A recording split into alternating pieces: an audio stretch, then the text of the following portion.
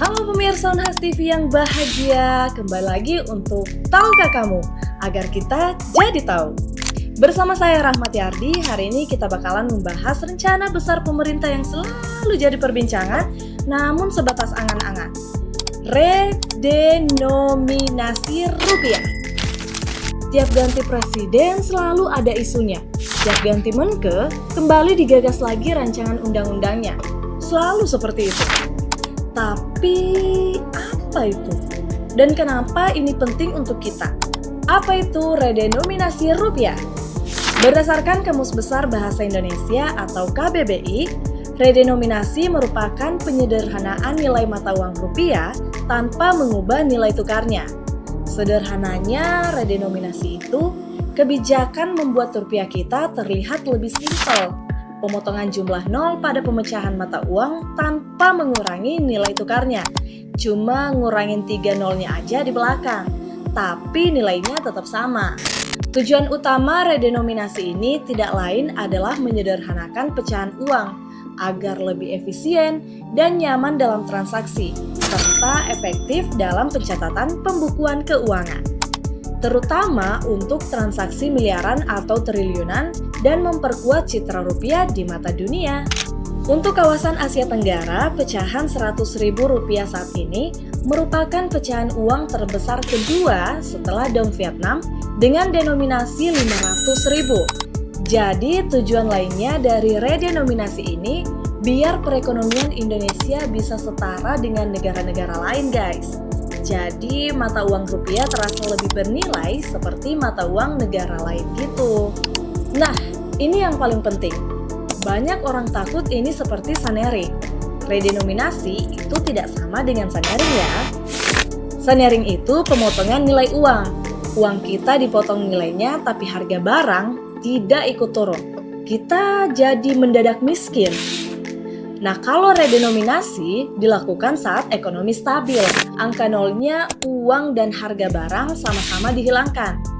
Nilai tabungan dan daya beli kita tidak berubah sama sekali.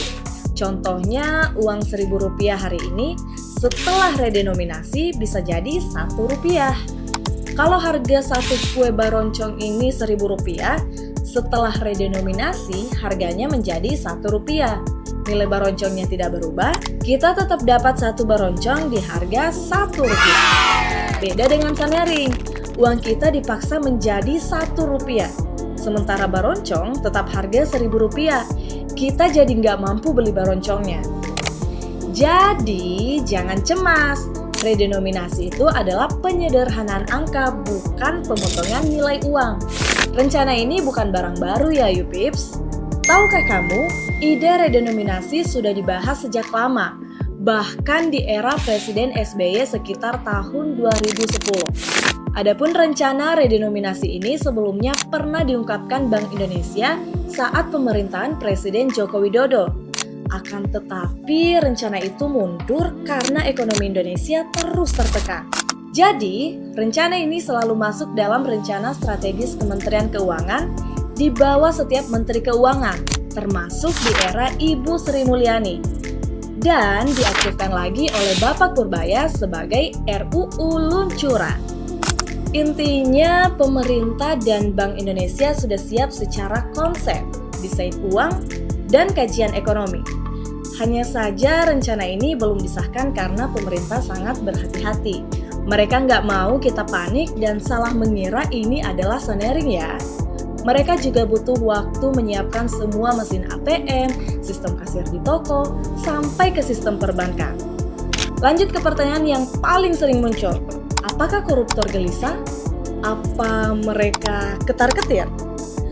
Redenominasi memang bukan program anti korupsi, tapi ini bisa jadi senjata ampuh yang tak terduga.